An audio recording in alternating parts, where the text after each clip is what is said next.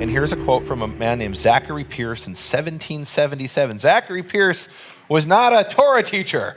Zachary Pierce is a Protestant in, I believe, in England. And he says, some are of the opinion that the word Pascha, or Passover in John 6:4, is an interpolation. Interpolation is a fancy word meaning it was added. And I think that the whole verse is so. So he's telling us exactly what Michael said in the chronological Gospels. Michael didn't make this up. Scholars have been saying this for at least 400 years. Zachary Pierce, who, like I said, is just a regular run-of-the-mill Protestant, is telling you John 6:4 is added. Why does he think it's added? A number of reasons, but the main one here, it does not appear from the evangelist account that Jesus was present at a feast of the Passover here mentioned. And yet it seems probable that he who fulfilled all righteousness, according to Matthew 3:15, would not have been absent from a feast of the Passover, which, as is here said, was then nigh at hand. In other words, Zachary Pierce, guys, I want to tell you a secret here. Michael said something that Zachary Pierce said in 1777. Did you know Zachary Pierce said that? It would have saved me 20 years of grieving over this if I had just learned to read English. Well, look, so to be fair, the way we were able to find this was using very advanced databases where people have done the work for us. We just have to dig through these databases. I don't know if there's any way you could have found Zachary Pierce very easily. We were able to use it. We were able to find it and use these databases to find this information that if we were doing this 5 years ago, I would never have gotten to Zachary Pierce. It would have taken a lifetime to get that. We were able to search through these databases using very sophisticated searches. John had access to databases that it was no trivial matter to get access to these things. We're talking about the average person can't just Google this. You have to get access to these very expensive databases, and sometimes you actually, even if you pay money, it's not enough. You have to get like what's called scholars access, what we got to certain databases, and we were able to dig these up. The earliest Christian that we found who directly talks about, let's put it that way, it talks about John 6:4 having this addition, is a guy who's called Gerrit Johann Vossius, or Gerhard Vossius. He was a Protestant in Amsterdam who wrote a book in 1643. And we actually have the book here with us. Guys, let me show you this book. He's the first one who mentions this. This is a beautiful book. This is the original 1643 edition. And we actually got this, Michael, to give to you as a gift. Oh, my goodness. Before I give him the gift, I want to read Vossius and tell you how difficult it was to get this book. Okay. So first of all, it's written in Latin, and we had to have this section translated. And we only found out about this because we were looking in these databases that said, hey, the first one we know of that mentions this is Gerhard Vossius. So in 1643, he writes, there is no need for us to say, what Michael said, that John 6:4 was first written, but the holy day of the Jews was approaching. In other words, there was a common opinion in Vossius' day that the words the Passover were added to John 6:4. That there was some feast, probably Sukkot in the next chapter, right, which they believed, or the coming chapters in John 7, that they believed that the words Passover had to be added because this broke the chronology, didn't make sense. And Vossius is saying, hey, what everybody around me is saying, that John 6:4 has two added words, the Passover, I can explain that away. He says, and the text had to do with the Holy Day Tabernacles, but the copyist, since he had not paying attention to it, wrote Pascha. This was the common opinion in 1643 in the time of Vossius. He says the ancients, and this is really important, pay attention here, guys. The ancients refers to the early Christian authors who are commonly today called the church fathers. We'll explain in a few minutes what that is. The ancients seem not to have read the word Passover at John 6. And we'll show you that it's not just seem, it's a pretty strong case. Since they say that Christ predicted 1 year or even a few months besides. So Michael, he's talking here about 1 year and change. That's what you've been teaching. They were talking about that in 1643. To get this book, I found a bookseller online in Italy. And I wrote to him and I said, I need this by March. He said, I can't get it. This is in November. He said, I can't get it to you by March because I have to get a special permit from Florence. I have to travel for hours to Florence, Italy to get a special permit to export this book out of the European Union because it's from 1643. I said, okay, you can't help me. I found a seller in Belgium. He said, no problem, DHL will have it to you in 3 or 4 days. That was end of November. I got it in February because it was held up in customs. They says a book from 1643, we can't just let this out of the European Union. And it had to go through a whole custom. He told me 2 months maximum. It was over 2 months until I finally got the book. And here, Michael, I want you to have this in your library because what you've been attacked for, what you've been teaching, I don't know if it's right or not, but it's not some crazy harebrained idea you plucked out of the air. This is something Christian scholars have been saying for at least 400 years, Michael. Nehemiah, thank you. And, and if I'd only learned to read Latin and went to Amsterdam, There you go. Yeah, that's all I had to do. Exactly. Yeah. Thank you. All right, now, we want to bring the next source here, and we're going to get to the real meat of the matter, which is the church fathers, and you're going to hear about how important that is. But we already saw that Vossius mentions, he says, look, I don't believe these words were added, but they weren't in the text known to the church fathers. The ancients didn't read the word the Passover. Henry Brown is this scholar in 1844. He's a Christian, and he's struggling to work out the chronology of the life of Yeshua, and he writes, the reading of the text in John 6:4, though it is found, I believe, in all the manuscripts. We're going to come back to those words in a minute. All the manuscripts and versions could not have been found in the text of the first 2 centuries. Meaning the first 2 centuries of the Christian era, when people are going, like we talked about before, they're going to Thessalonica and they're copying the letter to the Thessalonians. They're bringing it to their other place, and they're doing this with John as well. He's saying in the first 2 centuries, the words, the Passover in John 6:4 could not have been in the text. And what he really means is when we look at the church fathers, we do not find these words that they knew about these words. And we're going to see why he said that. Before we get to that, I want to dwell for a second on this phrase, I believe in all the manuscripts that John 6:4 is there. That's what he says here, Henry Brown in 1844. And we in our research, spending hundreds and hundreds of hours in 4, like I said, we had 4 different people, John and I, and this man in Greece, and in T-Bone. All of us have been looking at these different sources, spending hundreds and hundreds of hours, and we kept finding this statement in all the manuscripts. John 6:4 is there. It's in all the manuscripts. It couldn't have been, the church fathers didn't know it, but it's in the writings of every manuscript that survived has John 6:4. Well, what we found is that's not true. Now, Michael already alluded to this in his chronological gospels. He mentions 2 manuscripts. We'll get to that later in a later section. But right now, I want to talk about the church fathers. And I have to wonder if these scholars had access to the manuscripts we have access today, how would they have understood this? Even not having the manuscripts, they were convinced these words were added in John 6:4. Let's talk about the church fathers. John, you spent hundreds of hours. You basically did a bachelor's degree in the equivalent thereof by studying this topic of church fathers. I mean, you told me something that your life was changed doing this research. Tell us about that. Well, Michael, when you originally published the manuscript version of the chronological gospels, I bought several copies. When the version came out, the standard version, I bought cases of it and was handing them out. I thought it was one of the most interesting chronologies I'd ever seen. And I spent a lot of time discussing this with many people. And the church fathers is not an easy subject to approach because first we have to understand what a church father is. Many of the early Christian writers whose literature has survived, many of them were considered fathers of the church, of the Catholic Church. They were not all Catholics, and many of the sources we're going to quote today are regarded by the Catholic Church as heretical sources.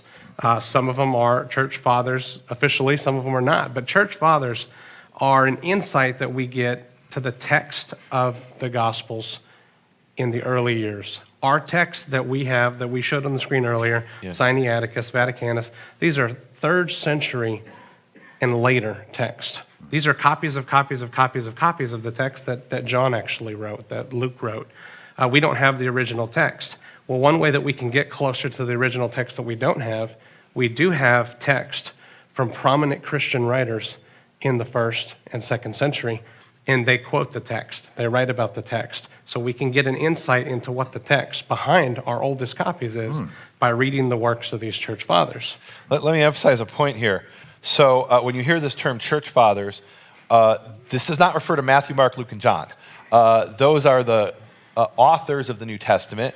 And then people who knew those authors, those are sometimes called apostolic fathers. And then the people who knew the authors of the New Testament, those are what are referred to as church fathers.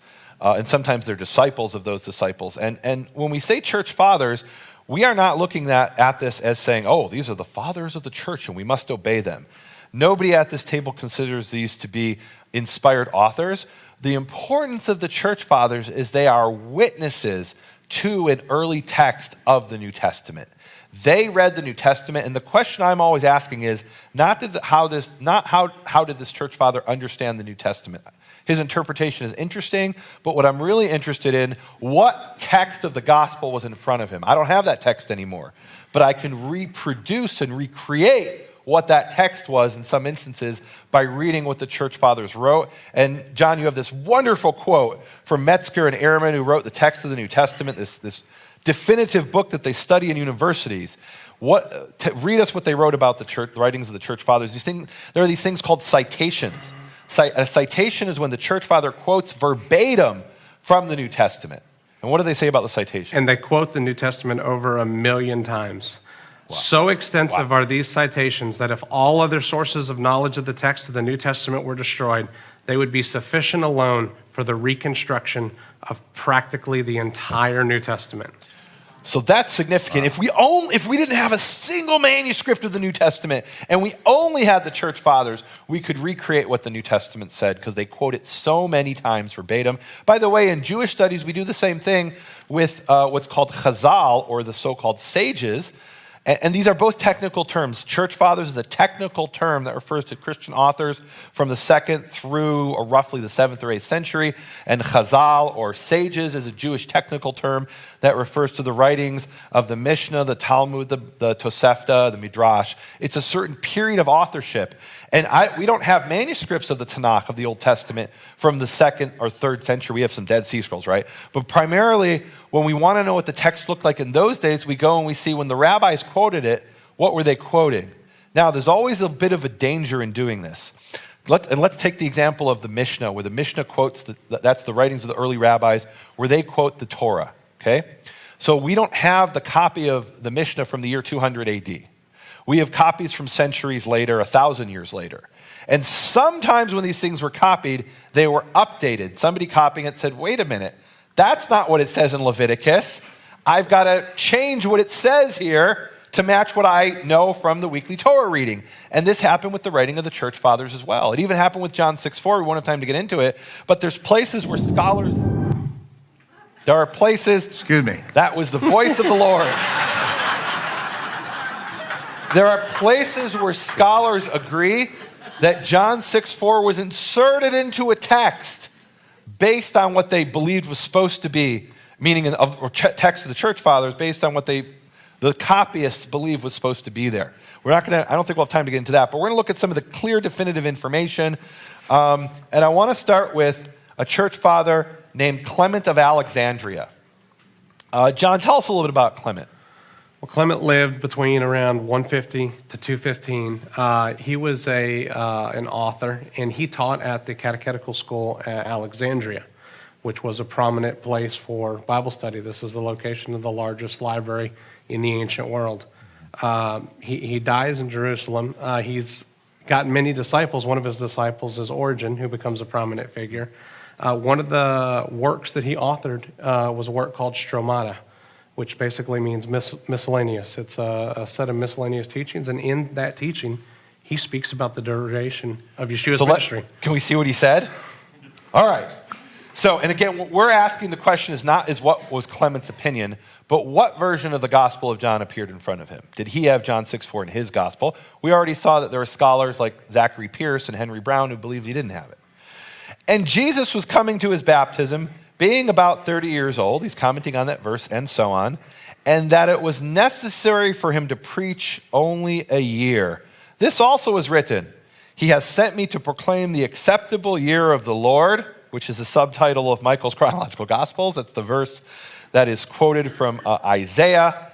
We'll talk about that in a minute. This both the prophet spoke and the gospel. In other words, he's reading the Gospels and he's saying it's plain in the Gospel. It's quite clear.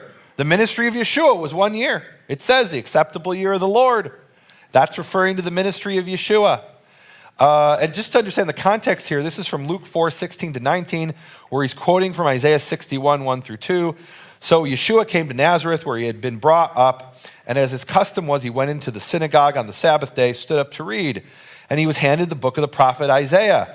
And when he had opened the book, he found the place where it was written, "The Spirit of the Lord is upon me, because he has anointed me to preach the gospel to the poor. He sent me to heal the brokenhearted, to proclaim liberty to his captives, and recovery of sight to the blind, to set at liberty those who are oppressed, to proclaim the acceptable year of the Lord." And according to Clement of Alexandria, what that means is the ministry of Yeshua was 1 year. Now remember, even Eusebius agreed that Matthew, Mark, and Luke were 1 year, because they really kind of sound like that.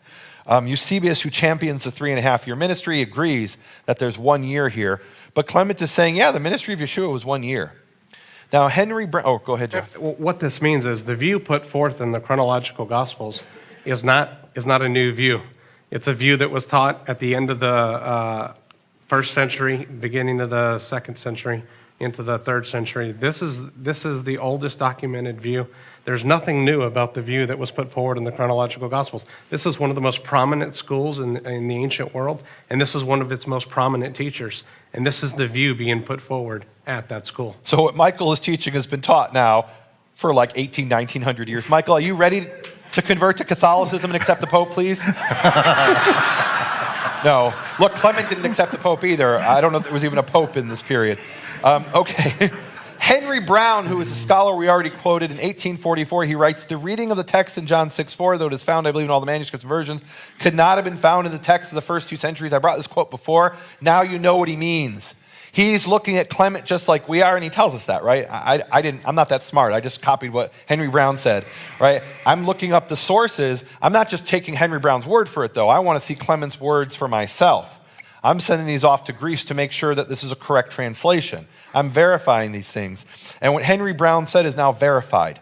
In Clement's writing, in the year 200 AD approximately, we do not have John 6:4. Otherwise, how could he possibly say there's a 1-year ministry? He couldn't, right? He'd say it's at least 2 years.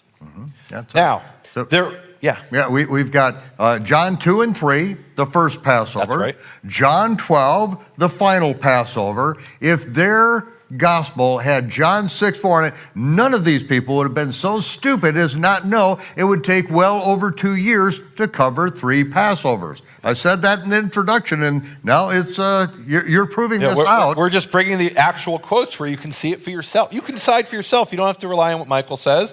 You can agree with Clement and Michael and Zachary Pierce and Henry Brown and other people who have said this. And look, there's another opinion now out there. Vossius. Vossius actually believed it was more than a year, and he just ignored that verse, basically. Oh. He kind of ignored it away, but he mentions that it was the common view in his period. That's why he's important. Yeah. Anything to add here, John? You want to? No, just that, in this case, Clement, you don't have to agree. And this is important to remember. As I'm out discussing this with individuals, I'm constantly, so now you believe everything the church fathers wrote? Not at all. Are you returning to Catholicism? Okay. I was born as a Catholic. I was baptized as a child. No, I'm not returning to Catholicism. We don't have to agree even with the opinions of Clement. In this particular citation of Clement here, he's expressing his opinion. This is the conclusion that he's drawn from the gospel. Now, it's kind of far-fetched to assume that one of the most prominent teachers at one of the most prominent schools would be ignorant of plain, simple language in the gospel. However, we know lots of prominent teachers who are ignorant of plain, simple language in the Bible.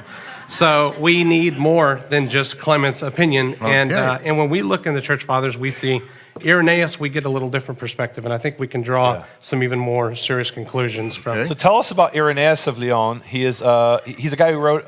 Tell us about him. Tell us who Irenaeus is. He lived 130 to 202. He was a disciple of Polycarp. Polycarp is said to have been the disciple of John. So Irenaeus is one person removed from John himself. From the author. From the author. Wow. Irenaeus was a 2nd century heretic hunter. He wrote works enumerating heresies and then attacking them. Right, he wrote a book called Against All Heresies. What was the original title of the book? On the detection and overthrow of so-called gnosis. And so this is the Gnostics that we're He dealing with. particularly wrote against Gnostics, and he had his own view of the duration of Yeshua's ministry based on an interpretation he had of John 8:57.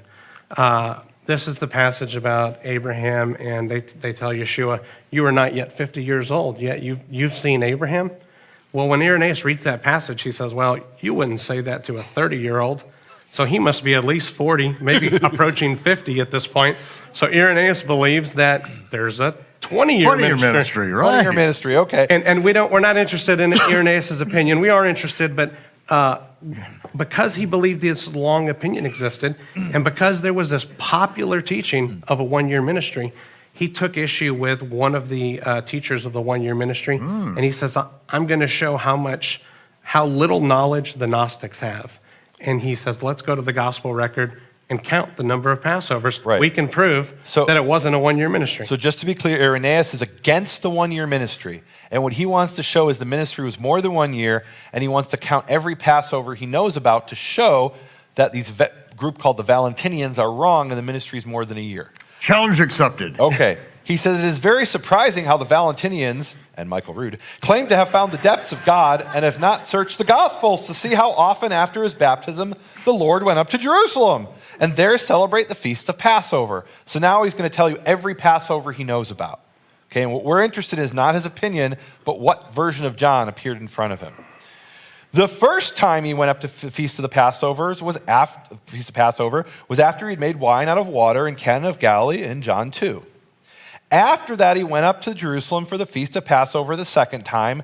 At that time, he healed the paralytic who had been lying beside the pool for 38 years, and that's John 5. We'll talk about that later, actually. But that's his second Passover, John 2, John 5.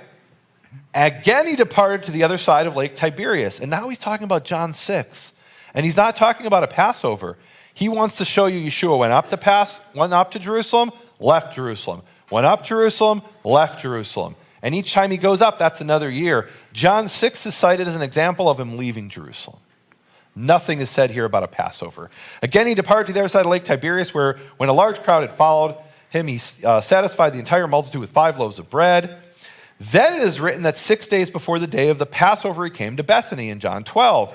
From Bethany, he went up to Jerusalem and ate the Passover in John 13, and suffered on the following day, John 19. Now, everyone will admit that these 3 times of the Passover do not make 1 year. What are Irenaeus' 3 Passovers? John 2, the unnamed feast in John 5, and John 13 in the end, the final Passover. Why doesn't he mention John 6:4?